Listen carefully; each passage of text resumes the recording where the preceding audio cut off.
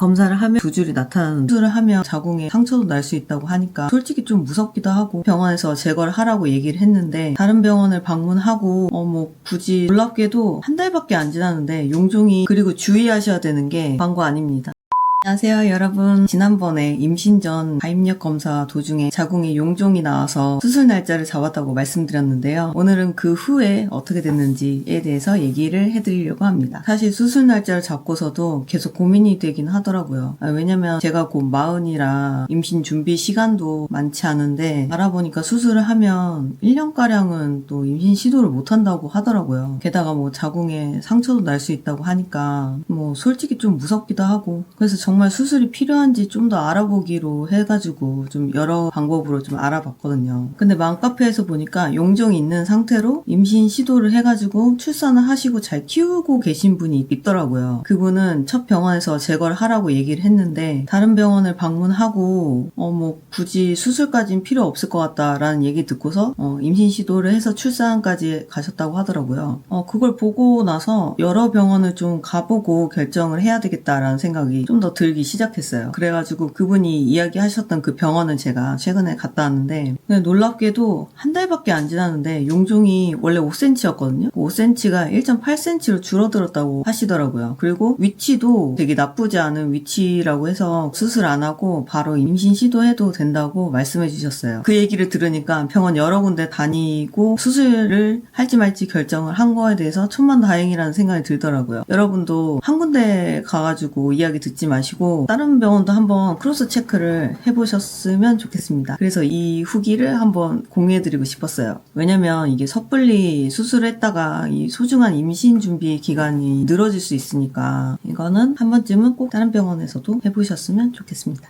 자, 그 뒤로 저는 이제 본격적으로 임신 시도를 준비 중인데요. 제가 생리가 좀 불규칙한 편이라 배란이 언제 나오는지를 모르겠는 거예요. 그래서 배태기를 구매해서 지금 사용을 하고 있습니다. 혹시 배란 테스트기에 대해서 잘 모르시는 분들이 계실까봐 간단하게 설명드리자면 말 그대로 소변으로 배란 시기를 대략적으로 알려줄 수 있는 도구라고 생각하시면 돼요. 이 배란이 일어나기 전에 황체 형성 호르몬 수치가 증가를 하거든요. 근데 이거를 감지를 해서 알려주는 거예요. 저는 스마일 배태기를 사용하고 있는데 광고 아닙니다. 이게 앱이랑도 연동이 돼가지고 수치랑 일정 체크 같은 것도 해줘서 편리하더라고요. 인터넷에서 추천받아서 샀어요. 그럼 이 검사를 언제 하면 좋으냐면 생리가 규칙적이신 분들은 생리 시작일로부터 10일에서 14일 이후에 검사를 하시는 게 좋고요. 저처럼 좀 불규칙하다라고 하시면 생리 후에 좀 더 일찍 시작하시는 게 좋아요. 그리고 주의하셔야 되는 게 첫 소변으로 검사를 시작하시면 안 된다고 하는데 그 이유는 호르몬 농도가 너무 진해가지고 부정확하다고 하더라고요. 그래서 한 오전 11시 이후에 검사를 하시는 걸 추천드립니다. 그리고 또 중요한 게 검사 2시간 전부터는 물을 안 드시는 게 좋아요. 왜냐면 이거는 반대로 소변 농도가 너무 묽으면 호르몬 수치가 너무 낮게 나와가지고 결과가 부정확하게 나올 수 있다고 해서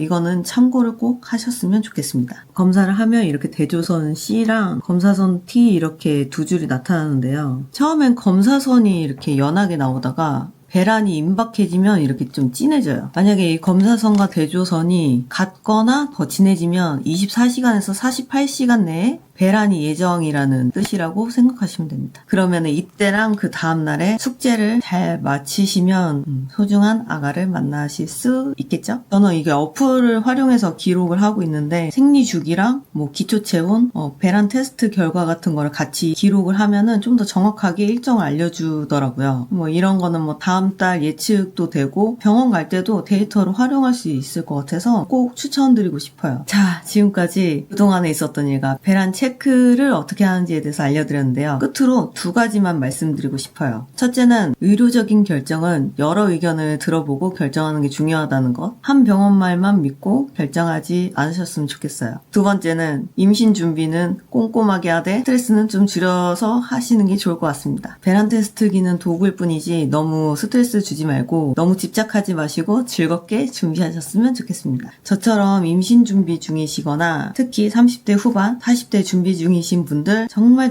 힘내세요. 다음에는 제 임신 소식으로 찾아뵙고 싶네요.